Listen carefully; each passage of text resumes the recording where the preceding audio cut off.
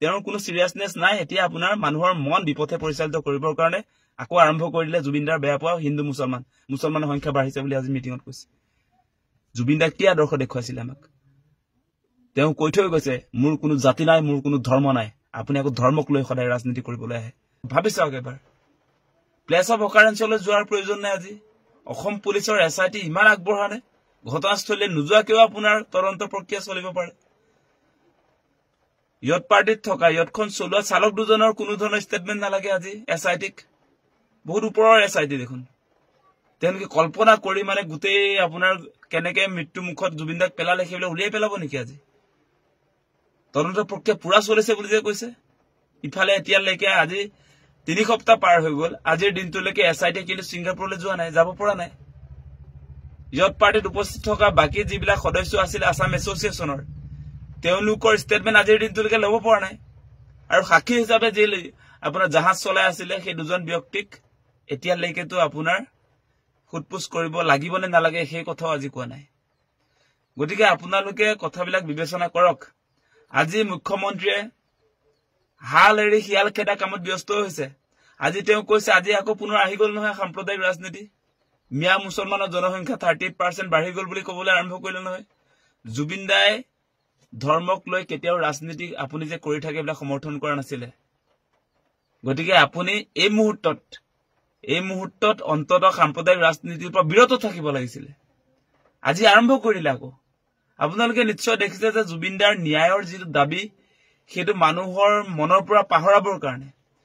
সেই কথা পাহৰাবৰ কাৰণে তেওঁ দৈনিক আপোনাৰ জনসভাবিলাক পাতি আছে হিতাধিকাৰী আপোনাৰ এই কি অৰুণোদয় হিতাধিকাৰী আজি মুখ্যমন্ত্ৰী উদ্যমিতা আঁচনি বুলি আৰু বিভিন্ন আঁচনিক লৈ তেওঁ ইতিমধ্যে আপোনাৰ এই মহিলাবিলাকক আকৰ্ষণ কৰিবৰ কাৰণে বিভিন্ন কথা বতৰা আৰম্ভ কৰিছে এটা কথা ঠিক দেই মুখ্যমন্ত্ৰী ডাঙৰীয়া আপুনি যিমান ভাষণ নিদিয়ক কিয় যিমান আঁচনি নিদিয়ক কিয় আপুনি হিতাধিকাৰী 40 লাখ 1 কোটি 2 কোটি দি দিয়ক তাত কোনো মতলব নাই সবকে এটা কথাই লাগে জুবিনদাই ন্যায় পাব লাগিব অসমবাসীয়ে ন্যায় পাব লাগিব কি পৰিস্থিতিত পৰি জুবিনদা আজি আমাৰ মাজত নাই সেই ৰহস্য উদ্ঘাটন কৰিব লাগিব আৰু আপুনি মিঠাতেল ফ্ৰীকে দিম বুলি ক'ব আপুনি কি অৰুণোদয় হিতাধিকাৰী 40 লাখ কৰিলো আৰু কৰিম বুলি মাসকলক আমি সহায় কৰিম সেই কথা বতৰা ক'লে সেই কথা বতৰা কৈ থাকিলেও এই মনত যে জুই একুৰা যে জ্বলি আছে প্ৰতিগৰাকী অসমীয়াৰ সেই জুই কৰা কেতিয়াও আপুনি নুমাব নোৱাৰে জুবিনদাৰ ন্যায় লাগিব সেই কথা স্পষ্ট আজি আপুনি অসম চৰকাৰৰ তৰফৰ পৰা কিমান টকা নৰ্থ ইষ্ট ফেষ্টিভেলক দিলে সেই কথাটো আপোনালোকে নকলে আজি ইমান দিন যে চলাই লৈ গল আৰু শ্যামকানু মহন্ত নিজে কৈ দিলে যে সেই অনুষ্ঠানটো প্ৰেজেন্ট কৰিছিল ভাৰত চৰকাৰৰ হাই কমিছনে আৰু অসম চৰকাৰে এই নৰ্থ ইষ্ট ফেষ্টিভেলত আপোনাৰ কাৰ্যকালতে 21 চনৰ পৰা এই 2025 চনলৈ কিমান টকা দিলে কিমান টকা ফাইনান্স কৰিলে সেই কথাটো আপুনি নকয় গতিকে বিদেশত আপোনাৰ যদি পৃষ্ঠপোষকতা নাথাকে আপোনাৰ ভাতৃ শ্যামকানু মহন্তে কেতিয়াও ছিংগাপুৰত নৰ্থ ইষ্ট ফেষ্টিভেল পাতিব নোৱাৰে আপুনিতো পাকে প্ৰকাৰে আপোনাৰ পত্নীৰ যিটো ইনভলভমেন্ট আছিল সেইবিলাকটো লুকুৱাই পেলালে এসআইটিক দি এতিয়াতো আকৌ যিবিলাকে প্ৰশ্ন উত্থাপন কৰিছিল যে জুবিনদাৰ মৃত্যুৰ পাছত কেনেকৈ ফেশ্বন শ্ব' হ'ব পাৰে সেইবিলাকৰ বিৰুদ্ধে কি কৰিছে আপোনালোকে মানহানি গোচৰ তৰিছে সেইবিলাকে মানে গোটেই অনুষ্ঠানবিলাক ইমান বছৰে বছৰে চলাই লৈ গল চৰকাৰী পৃষ্ঠপোষকতাত ৰাজকোষৰ টকা গোটেই শ্যামকানু মহন্তৰ হাতত তুলি দিলে কৈ দিলে তেওঁ আপোনাৰ সংবাদমেল পাতি দেখোন আপোনাৰ নৰ্থ ইষ্ট ফেষ্টিভেল পতাৰ আগত এইবাৰৰ আপোনাৰ প্ৰেছ কনফাৰেন্স পাতি দেখোন গোটেই কথা বতৰাবিলাক কৈছিল যে মুখ্যমন্ত্ৰীসকল তাতে অনুষ্ঠান থাকিব হাই কমিছনৰ উদ্যোগত হৈছে নৰ্থ ইষ্ট ফেষ্টিভেলৰ উদ্যোক্তা হিচাপে শ্যামকানু মহন্ত তেওঁৰ ঘৈণীয়েক আৰু বাকি মানুহবিলাকৰ কথা বতৰাবিলাক কৈছে গতিকে এতিয়া চৰকাৰী ইনভলভমেন্টটো জুবিনদাৰ মৃত্যু হল কাৰণে নাইকিয়া হৈ গল এইবিলাক কথা অসমৰ ৰাইজে বুজি পায় ইমান দিন যে নৰ্থ ইষ্ট ফেষ্টিভেল চলাই আছিল শ্যামকানু মহন্তই আপোনালোকৰ যে সহযোগিতা নাছিলে বুলি ক'লে মানুহে বিশ্বাস কৰিব নেকি আজি আপোনাৰ নেতৃত্বত এই শ্যামকানু মহন্ত পৰিয়ালৰ কিমান আপোনাৰ প্ৰভাৱ হৈছে অসমত সেই কথা বতৰাবিলাক অসমৰ মানুহে নজনাকে থকা নাই নহয় আপোনাৰ এই শিক্ষা উপদেষ্টাৰ পৰা কেনেকে ডাইৰেক্টলি গুৱাহাটী ইউনিভাৰ্চিটিৰ ভিসি হৈ যায় আপোনাৰ শ্যামকানু মহন্তৰ ভাতৃ ননিকবাল মহন্ত সেইবিলাক কথা মানুহে নজনা নহয় প্ৰতাপজ্যোতি সন্দিকৈ তেখেত ভিসি হিচাপে আছিল 1.5 মাহ আছিল তেখেতৰ কাৰ্যকাল সেই সময়খিনি কাঢ়ি ললে তাৰ পাছত জাপি দিলে আপুনি গুৱাহাটী ইউনিভাৰ্চিটিৰ ভিসি হিচাপে ননিকবাল মহন্তক সেই কথা বতৰাবিলাক আমি নজনা নহয়তো আপুনি প্ৰাক্তন ডিজিপি এই শ্যামকানু মহন্তৰ ককায়েক ভাস্কৰজ্যোতি মহন্তক তথ্য আয়ুক্ত পাতিলে নে নাই আমি নজনা কথা নহয়তো আপোনাৰ ঘৰৰ মানুহে গোটেইবিলাক এতিয়া যিবিলাক আচলতে অসমৰ শত্ৰু হৈছে আপুনিও অসমৰ শত্ৰু গতিকে এটা কথা স্পষ্ট আপুনি যিমান কথা নকওক কিয় আমাৰ প্ৰথম কথা হৈছে জুবিন দাই ন্যায় পাব লাগিব যিমান মিটিং মাৰক লাভ নহব এতিয়া আপুনি মানুহক পাহৰাবৰ কাৰণে এটা পৰিবেশ আনিবলৈ চেষ্টা কৰিছে মানুহৰ মনৰ পৰা জুবিন দাৰ বিষয়টো নাইকিয়া কৰিবৰ কাৰণে আপুনি এটা চেষ্টা কৰি আছে সেইকাৰণে তো আপোনাৰ জুবিন দাৰ পক্ষত যে আপুনি নাই কথাবিলাক প্ৰায় স্পষ্টই হৈ গৈছে যে আপুনি জুবিন দাৰ ন্যায়ৰ দাবীত প্ৰতিবাদ কৰিব নিদিয়ে ন্যায় বিচাৰি আন্দোলন কৰিব নিদিয়ে জুবিন দাৰ ন্যায়ৰ দাবীত হোৱা আন্দোলনটো আপোনাৰটো আন্দোলন নহয় সেই আন্দোলনটো আপুনি দমন কৰে কেনেকে জুবিন দাৰ ন্যায় লাগিবই বুলি কোৱা মানুহক আপুনি মাথা ফালি দিলে সেই কথাবিলাক আমি জানো নহয় তেজেৰে লুতুৰি পুতুৰি যে কৰি পেলালে কেনেকে আন্দোলনত দমন কৰিছে জুবিন দাৰ ন্যায়ৰ দাবীত যি আন্দোলন আৰম্ভ হৈছিল কেনেকে দমন কৰিলে সেইবিলাক কথা আমি পাহৰি যোৱা নাই গতিকে এটা কথা স্পষ্ট আপোনাৰ ৰাজনীতি বহুত হৈ গৈছে আৰু এসআইটি কি কৈছো এসআইটি সিআইডি আপোনালোককো কৈছো আপোনালোকে সঠিক দিশত তদন্ত প্ৰক্ৰিয়াটো যদি চলাই লৈ গৈছে তেনেহলে আপোনালোকৰ পাৱাৰ আছে বুলি কয় নহয় বিদেশৰ অনুসন্ধান কৰিবৰ কেপাসিটি যদি আছে তেনেহলে কিয় নাযায় তাত সিঙ্গাপুৰত কিয় নাযায় সিঙ্গাপুৰত গৈ কিয় তদন্ত নচলায় বহুত পাৱাৰফুল নহয় আপোনালোকৰ মালিক কিয় নাযায় আৰু সেই কাৰণে কৈছো যদি যাব নোৱাৰে আপোনাৰ সিবিআইক দিবলৈ কৈ আছিল কেছটো সিবিআইক তো নিদিলে নিজে দায়িত্ব লৈছে দায়িত্ব পালন কৰক নহলে কিন্তু কাকো ৰেহাই নিদিয়ে অসমৰ মানুহে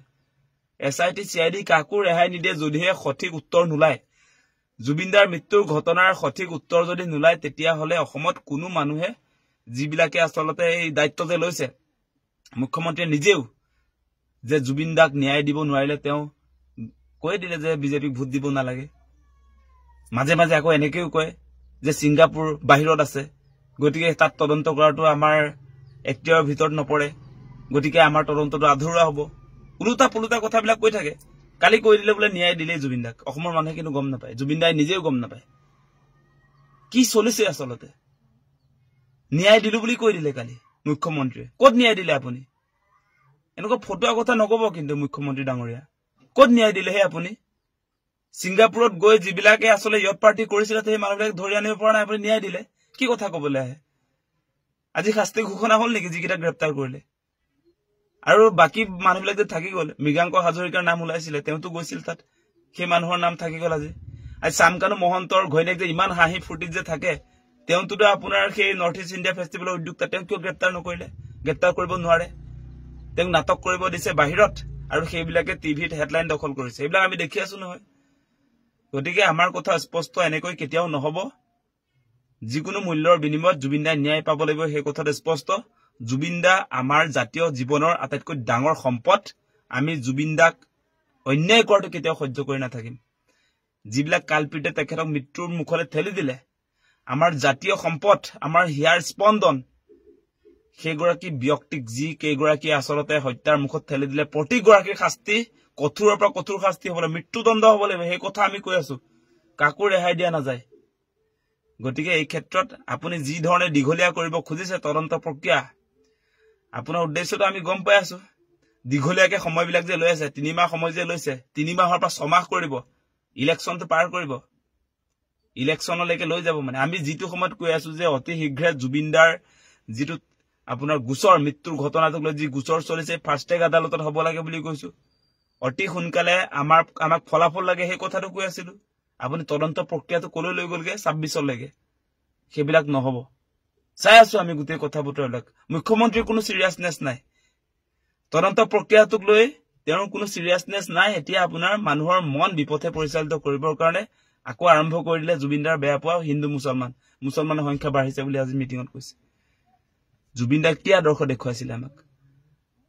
তেওঁ কৈ থৈ গৈছে মোৰ কোনো জাতি নাই মোৰ কোনো ধৰ্ম নাই আপুনি আকৌ ধৰ্মক লৈ সদায় ৰাজনীতি কৰিবলৈ আহে জুবিনদাৰ বিৰোধীটো এই মানুহটো সন্দেহ আছে এইবিলাক মানুহবিলাক তেওঁলোকৰ চক্ৰান্ত বা কি কৰিব কোনফালে সোমাই আছে গতিকে অসমৰ ৰাইজ তীক্ষ্ণ নজৰ ৰাখিব লাগিব কোনো কাৰণতে হিতাধিকাৰী ৰাজনীতিত বলি হৈ জুবিনদাৰ ন্যায়ৰ কথাটো যাতে কোনেও নাপাহৰে তাৰ কাৰণে সকলোকে সাৱধান হ'বলৈ অনুৰোধ জনাইছো